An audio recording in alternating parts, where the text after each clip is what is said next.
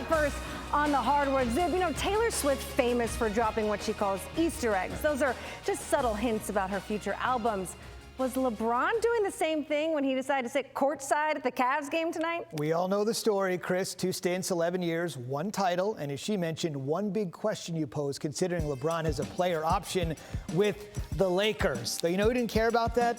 The Celtics. They were in town to try to take care of business, and the Cavs are going to have to play the season without Donovan Mitchell. He's got the calf injury. You see the numbers, the efficiency numbers, and then LeBron got a thunderous ovation sitting there in the crowd with his wife Savannah and his agent Rich Paul, and maybe, just maybe, a little inspiration for both teams seeing the King out there.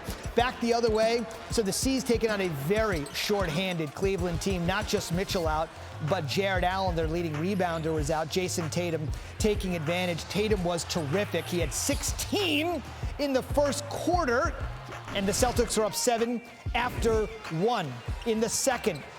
Holiday, nice move. They're up a baker's dozen. Cleveland, though, not going away. Max Strus has been able to score in bunches this season when needed, splashing the 3. And then the next time the C's have it, little defense here from Cleveland. Dean Wade with the block. Garland doing a great game, finding Strus again in transition. He had 5 threes in a span of 15 minutes. Spider loving it. Tatum. This is going to be a tough game for the C's. They're looking to stay perfect on the road in the postseason. Got it to drop. Cavs are hanging tough. C's by 5 at the break. In the third, Garland was absolutely terrific. More on his performance with our Austin Rivers in a second. The Cavs are now actually up. Jaylen Brown back the other way. I don't think you can play any better defense. Look, he just threw it up despite being draped. And Tatum loves it. Celtics bench has been absolutely terrific. Remember, no Zinger, so Horford's done what he can, and guys like Peyton Pritchard and Derek White have been incredible. C's back up double digits. In the fourth, Pritchard, Holiday. Celtics were awesome from 3. Spectacular in the second half. Cleveland really struggled. They missed 19 threes in the second half. Garland gave him everything he could. He was their best player by far. Evan Mobley also had a great game, which Austin will talk about here in a second. Muscling inside. Suddenly, this thing is a 5-point game. Next time, though, Tatum looking like the closer he's been. Stripped, got it back, puts it back up. He had 33, 11, and 5. And then the dynamic duo, one finds another. Tatum to Brown, C's win. They take a 3-1 series lead. After the game, though, Jaylen Brown admits they did not get the true test from the Cavs. Without Mitchell, but they played with a desperation, with an intensity, with that you're observant. The officiating was a little different tonight. It was a weird game. I got into foul trouble early. But going into halftime, what I said, just get composed. We haven't played well. We're still up 5. Just take our time, get to our spacing. And I think we did that better in the second half, and that's what enabled us to settle down a little bit. It's nothing better than winning a playoff game on the road. It's kind of like everybody against you guys. You come here with, the guys in the locker room. And it's a tough environment. The crowd was great. But as a competitor, it's just really fun to be in an environment like that and get a win on the road. And, now it's time to go back and play well in front of our fans, right, and give them something to cheer for. These guys want to win. They don't want to go home. They understand the insignificance, of the game and of the moment. And I think they just, again, they laid it out there for each other more so than anything. More on Tatum.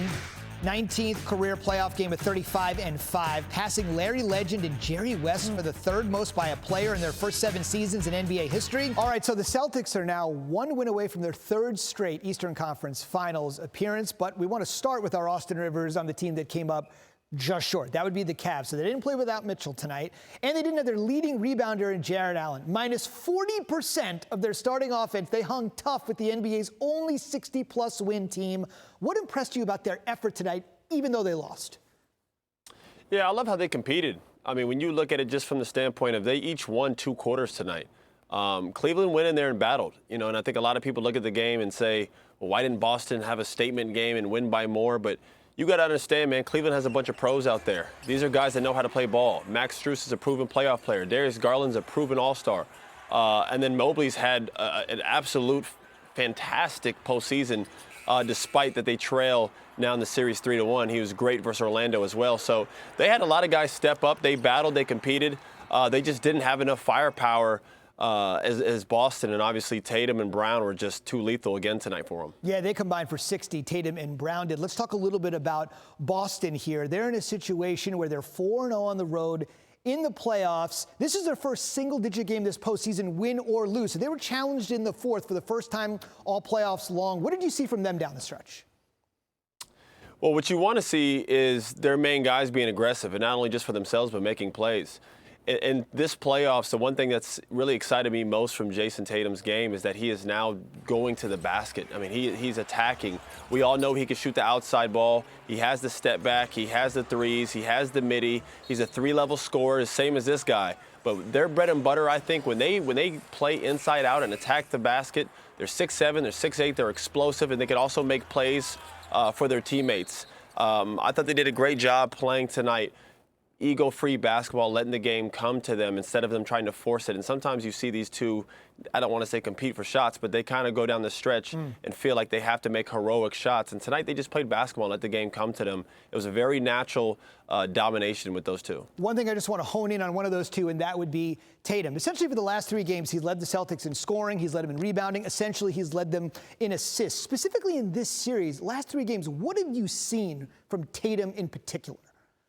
I love, again, how he's playing inside out, but to go to something else, I love that he's making plays for his teammates.